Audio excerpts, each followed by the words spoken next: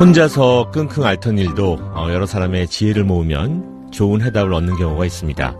사연을 통해서 고민을 풀어보는 시간, 한국인 심리학 콘서트. 이 시간을 통해서 두 분 모시고 또 많은 이야기 나눠보도록 하겠습니다. 가정경영연구소의 강학중 소장님 어서 오십시오. 예, 안녕하세요. 네, 나오미 가정문화연구원의 김숙기 원장님도 함께 하십니다. 안녕하십니까? 네, 안녕하세요. 자, 지금 또 도착한 사연을 들어보도록 하겠습니다. 나라면 이런 경우 어떻게 할까 생각하시면서 함께 해주시기 바랍니다.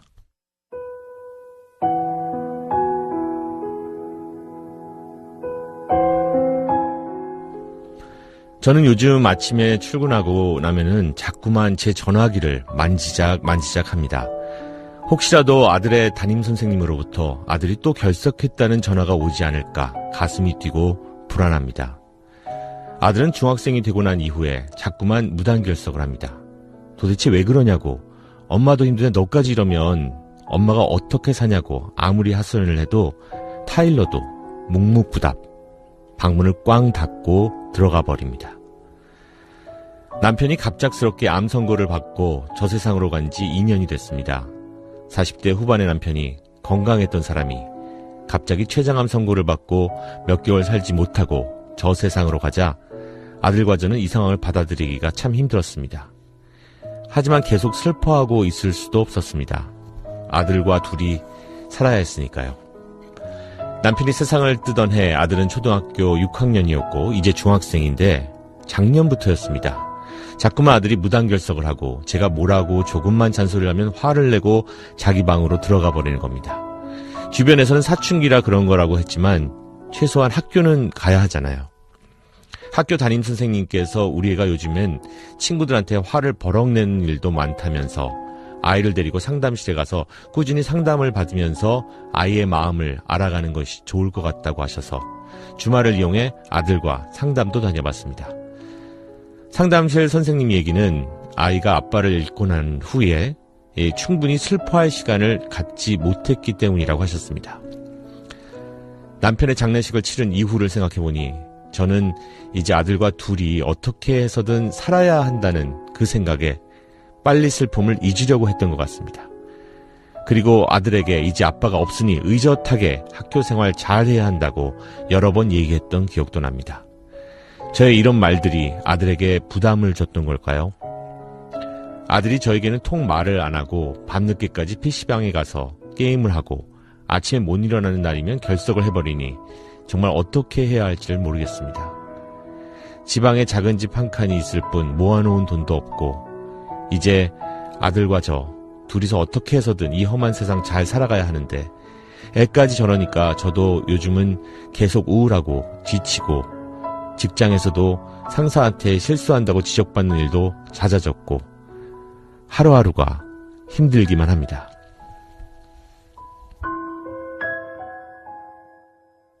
네, 아들과의 관계 때문에 마음이 아주 힘든 그런 40대 후반의 주부님이십니다. 예, 사연 보내주셨고요. 이 사연에 대한 그 시민 여러분들은 또 어떤 생각들을 하셨을까요? 곽지연 리포터가 다녀왔습니다.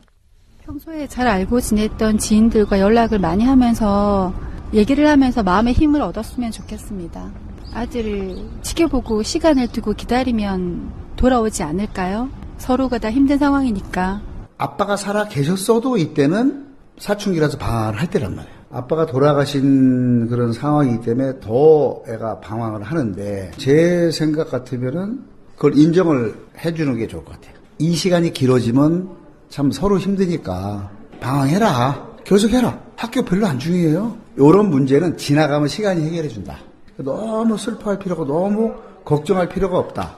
학교에서 사고 치는 애들이 다 사업가 되고 다 잘 나가고 다 성공해요. 네, 그래서 그리고 아들한테는 믿음을 주고 나는 너를 믿는다. 그러니까 내가 널 인정하고 널 기다려주마. 그럼 애는 이상하네? 우리 뭐 이러고 아닌데 왜 이게 갑자기 이러지? 그 시점이 오다는 거죠. 한순간에 바뀔 수 있어요. 엄마도 힘들겠지만 아들도 아빠를 잃어버린 거니까 아들도 얼마나 힘들겠어요. 그러니까 서로 힘든데 서로 그거를 이렇게 문을 닫고 소통을 안 하는 게 아닐까? 서로 좀 이렇게 오픈 마인드로 얘기를 하면 아들도 아빠가 그 기둥이 없는 거고 엄마도 남편이 없는 거고 둘 다 힘든 건데 그거를 서로만 힘들다고 생각하는 게 아닐까? 그러니까 서로 좀 얘기를 할 수 있는 시간을 어떻게든지 좀 마련을 해보면 좋을 것 같아요. 네, 중학생 아들이 무단 결석을 자꾸 하고요. 어머니는 남편도 떠났고 이제 한 2년 정도가 지난 시점에서 또 생활하기 위해서 열심히 생활하고 계신데 아들 때문에 걱정이 큽니다. 이게 뭐 사춘기 때 청소년들, 아들들, 뭐 혹은 딸들 한테 볼 수 있는 모습, 뭐 주위에서도 사춘기라 그런 거다. 너무 이렇게 힘들게 생각하지 마라라고 얘기하시는 분도 계시다고 하고. 어쨌든 특히나 지금 처해 있는 상황 때문에라도 더욱더 이 꽂히는 아들의 모습이 아닐까라는 그런 생각이 들거든요. 사춘기 자녀들 이제 다 키워보신 분들은 그런 얘기를 해도 네. 막상 그게 지금 닥친 문제가 된 부모들한테는 그렇죠. 그렇죠. 그게 참 이해하기가 좀 힘들죠. 근데 가장 이제 큰 이유 중에 하나가 남편을 잃어버렸다는 건 이 어머니한테도 엄청나게 충격적인 그럼요. 사건이고요. 네. 초등학교 6학년 아이한테도 아버지가 갑자기 돌아가셨으니까 네네. 그건 엄청난 사실 충격이고 슬픔이죠. 근데 그 감정은 막 잊어야 된다고 빨리 지운다고 해서 그게 지워지는 게 아니거든요. 그걸 지나치게 억눌렀던 게 가장 큰 이유 중에 하나인 것 같고 그리고 당장 먹고 살기 경제적인 측면에만 너무 치중해서 네. 서로가 서로의 마음을 이렇게 어루만져주고 내 마음을 돌보는 작업을 너무 안 했기 때문에 아이의 마음이 완전히 닫혀버리는 거죠. 엄마는 본인 기억에도 내가 너 의젓해야 된다고 몇 번 얘기했던 기억이 난다니까 아이 입장에서는 어머님이 아마 수십 번 얘기하셨어요. 그게 더 부담으로 오는 거죠. 네. 거기다가 당장 신체적으로는 게임 늦게까지 하고 늦잠 자면 안 그래도 그죠? 초등학교에서 중학교 적응하기 힘든데 네. 점점점 학교에 정 붙일 데도 없고 그러니까 당장 물리적으로는 게임하고 늦게까지 자고 늦게 일어나니까 또 학교 가기 싫고 그런 악순환이 반복되는 게 아닌가 네. 그런 생각이 드네요. 네. 이런 지금 얘기하신 걸 듣다 보니까 그리고 아까 이제 상담을 가서도 어떤 그런 마음들을 어떤 애도할 수 있는 기간을 충분히 갖지 못했던 부분도 분명히 있었던 것 같다. 슬퍼하지 못했다. 충분히. 라는 얘기가 나왔다고 하는데 사실 그게 뭔지를 잘 모르잖아요, 우리가. 그럼 많이 울면은 애도를 하는 건지 아버님이 돌아가신 그 후의 상황에서 어떤 식으로 충분히 서로를 위로하고 애도하고 하는 것인지를 우리는 겪어보지 않았기 때문에 모를 수 있는 것 같거든요. 가장 소중한 사람을 떠나보냈을 때 애도의 유형이 조금 다릅니다. 엄청나게 슬퍼하다가 빠른 시일 내에 그냥 잊어버리는 쪽도 있고요. 네. 처음에는 거의 그런 걸 못 느끼다가 새록새록 세월이 지날수록 진하게 수 슬픔을 있어요. 느끼는 유행도 있고 네. 처음부터 끝까지 전혀 그런 거 못 느끼는 가족도 있고요.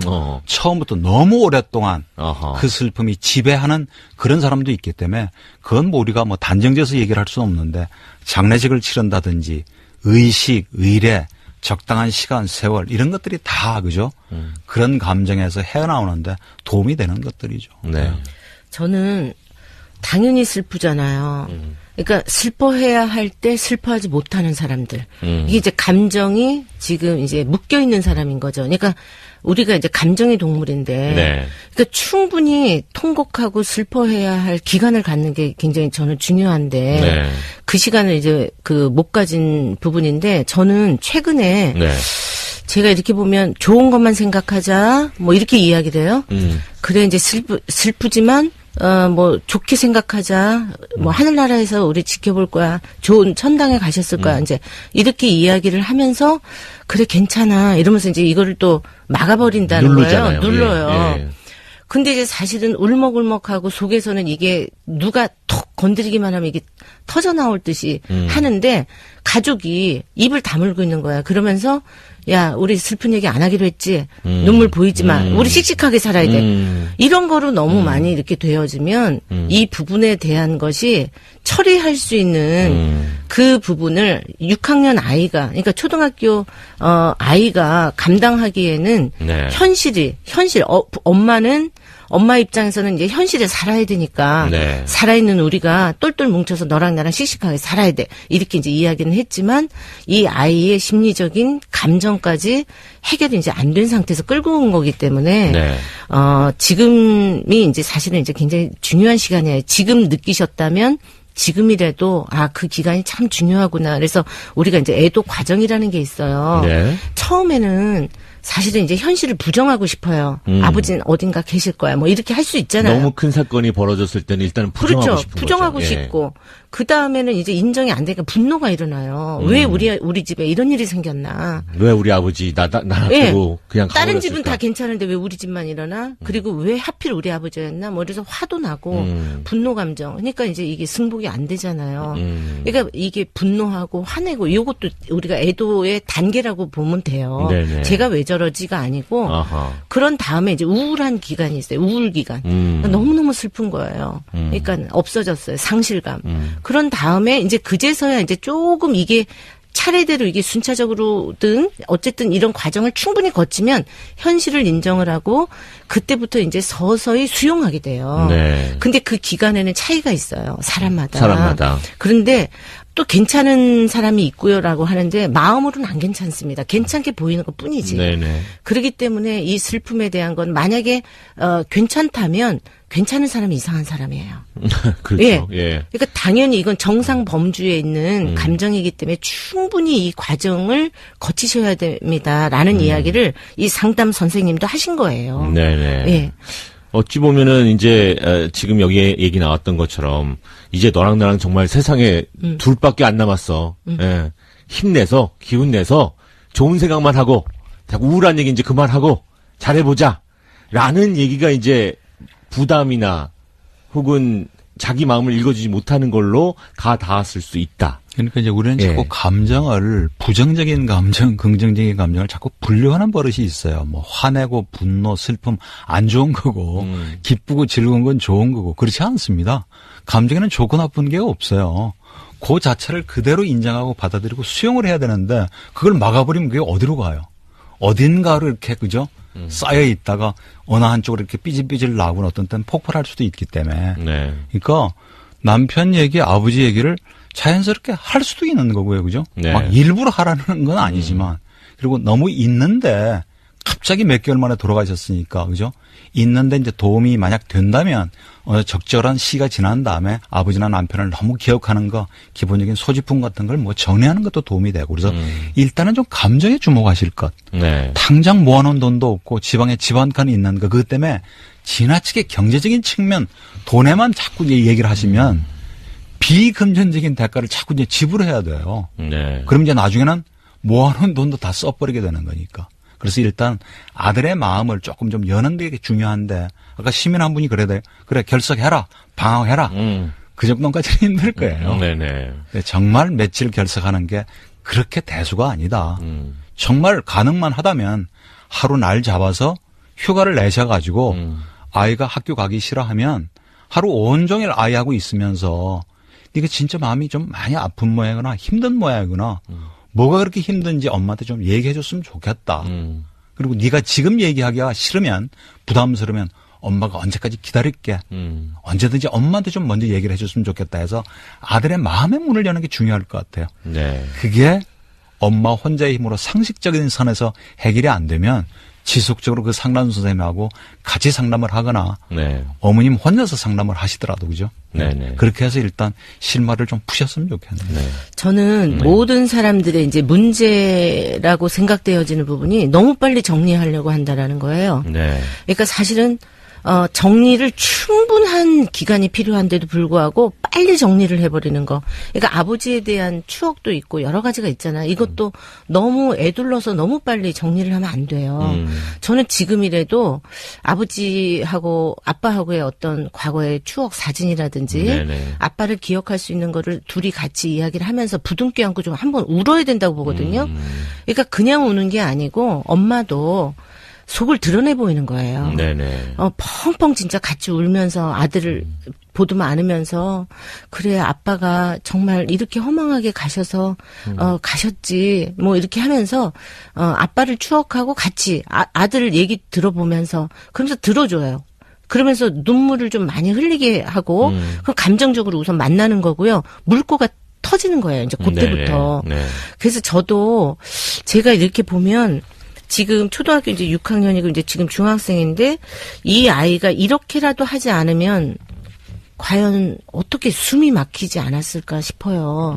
그러니까 이제 이 부분에 대한 것들을 정말 엄마하고 이제 엄마가 엄마의 관점으로만 너무 이렇게 보시지 말고 네. 이제 아이의 관점으로 들어가시고 또 엄마도 엄마의 감정을 그냥 좀 드러내놓고 네. 스스로도 좀 돌아볼 수 있는 그런 계기를 함께 가지시면 네네. 좋겠다라는 생각이 들어요. 그리고 이제 최근에 제가 이제 상담하는 과정에서 무단결석하는 아이들이 생각보다 굉장히 많습니다. 왜 그러냐면 네. 맞벌이 가정이 많고요. 그다음에 한부모 가정이 이제 있다 보니까 부모가 아침 일찍 나가신단 말이에요. 네네. 집에 남아있는 아이는 혼자서 이제 부모님은 학교 잘 갔겠지 싶은데 사실은 집에서 게임하고 있는 아이들도 있고 네. 학교를 안 간 아이들이 많아요. 그래서 이제 뭐 나중에서야 이제 뭐 이 4분의 1 출석 일수가 모자라가지고 네. 뭐 유급 한다든지 이렇게 해서 학교에서 연락이 와가지고 그제서 아신다는 부모님 많거든요. 그래요. 네. 그러니까 이제 이 부분에 대한 거는 또 좀 그 우선은 이 아이는 감정적인 어떤 아버지의 그 애도에 이런 것들을 좀 하면서 그다음에 이제 현실적인 공부 이야기 현실적으로 지금 해야 되는 거 그래서 계속 이렇게 무단결석하면 일어날 수 있는 일 뭐 이런 여러 가지 것들을 좀 대화하면서 그렇게 하면서 지도해 나가셔야 될 것 같아요. 네. 저도 뭐 고등학교 2학년 때 아버님 돌아가시고 꼭 그 이유만은 아니지만 네. 2번씩 절로 출근인 가출도 한 경험도 있고요. 예. 제가 원해서 한 해 고등학교를 더 다닌 경험도 있었는데 그 당시에는 어머님이 너무너무 걱정하시겠지만 긴 인생으로 보면 그게 그렇게 아주 결정적으로 빗나가는 꼭 전부의 이유만은 아니거든요. 예. 그러니까 좀 더 느긋한 마음 가지시고 아이의 그 감정을 좀 읽어주시고 더 중요한 건 어머님 본인도 어머님 감정을 제대로 추스리지 못했을 거예요. 저도 지금 그 생각을 계속 하고 그러니까요. 있거든요. 내가 무너진 네. 얘는 더 그럴 텐데. 그러니까 아이가 추모할 시간이 애도할 시간이 없었다고 한다면 거기에는 엄마의 모습이 가장 큰 영향을 줬을 거 아니에요. 엄마조차도 충분한 애도를 하지 못하고 생활 속으로 뛰어들어가서 살고 있었던 거. 그러니까 어머님도 분명히 자기 감정들을 짓누르고서는 지금 지내오신 인연이었을 수 있거든요. 그러니까 순서로 따지면 사실은 내가 먼저 추스려야 아이의 감정을 그러니까요. 읽을 수 있는 거죠. 네. 그러니까 참 쉽지는 않으시겠지만 그런 시간도 좀 가지시고 아이 앞에서는 그런 무너지는 모습을 안 보여주신다고 하더라도 친구나 친정 식구나 상담 선생님한테 그런 것들을 해소할 수 있는 기회를 한번 가지시고요. 네. 그러고 난 다음에 또 일상생활로 돌아오셔야 되거든요. 상사가 자꾸 실수를 지적하고 그랬을 때는 어떤 의미로 보면 가능만 하다면 일에 빠지는 것도 도움이 돼요. 최소한 근무 시간만큼이라도. 담임선생님한테 얘기를 해서 언제든지 일이 있으면 전화 주시고 제가 전화기를 꺼두면 문자로 남겨달라고 얘기를 한다면 근무 시간 중에는 핸드폰 예를 들어서 휴대전화 꺼두는 것도 하나의 방법이죠. 네. 그리고 본인이 아이 혼자를 이제 잘 키워서 책임감도 중요하지만 나도 어떤 감정의 돌파가 필요할 거 아니에요. 그러니까 나를 돌보는 작업, 최소한 챙겨 먹고 자는 거 그거 챙기셔야 됩니다. 그리고 주변의 친척이나 친구한테 필요하다면 도움을 요청하는 그런 자세도 필요한 거고요. 네. 저는 이제 그 감정은 굉장히 자연스러운 건데 네.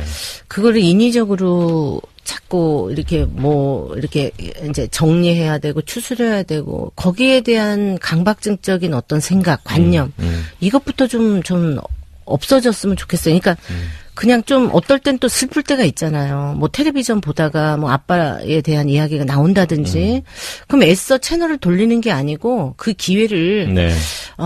참 슬프다 그지? 이러면서 이제 아들하고 같이 마주 앉아서 그냥 자연스럽게 그러니까 참 우리가 어떻게 보면은 우리의 결국은요. 인간이 자연스러운 거를 자연스럽게 할 수 있도록 도와주려고 하는 게 인간이에요. 네.